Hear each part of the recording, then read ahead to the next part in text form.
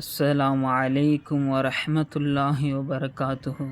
அன்பிற்கினி அல்லாஹுவின் நல்லடியார்களே, நபிகள் நாயகம் ஸல்லல்லாஹு அலைஹி வஸல்லம் அன்னவர்கள் ஒரு ஹதீஸில் இப்படி குறிப்பிடுகிறார்கள்: லவ் கான பஅதி நபியுன் லகான உமர் இப்னு கத்தாப்.